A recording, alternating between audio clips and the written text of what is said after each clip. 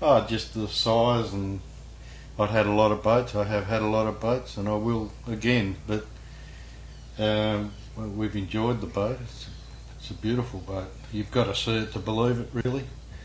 And we've got to a stage in life. We've recently retired and want to do some trips overseas and around Australia. So we're not going to have the use for it in the next 2 or 3 years. So we thought you'd give somebody else the opportunity to have some fun with the boat. Now, were you on it when it came down from Sydney?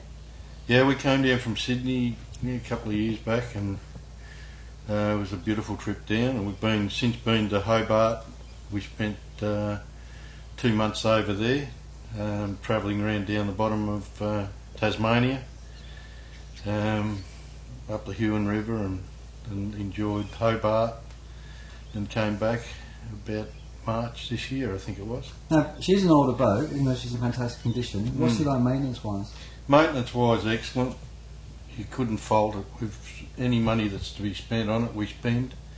The motors are regularly checked and serviced, and you really can't fault the boat. It's like a new boat, really. It's a beautiful, well-kept boat, and I would judge it as, you could travel around the world and not see a better boat of its kind. It's just magic, really. Now, she's a big boat. What about manoeuvrability? The mover, yeah, you've got thrusters front and back, so you can manoeuvre the boat easily.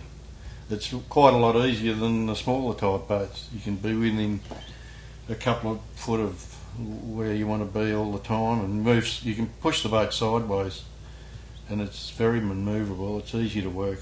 What about fuel consumption? Fuel consumption on the trip we did to Tassie would have been about 55 litres an hour at 11 knots. So that's roughly where you're at, 55, maybe 60 litres an hour, which I think, considering the motors and the weight of the boat, it just travels through the water really well. It will even plane. Is that 60 litres per engine? No, per both engines. Per boat, okay, that's good. Yeah. And what's the worst sort of seas you've had it in? We got some, when we left, went out the bar at Lake's entrance, with the first 3 or 4 hours on that trip, it was fairly rough, and she just charged through it. It's just the size of the boat. It's very safe that way.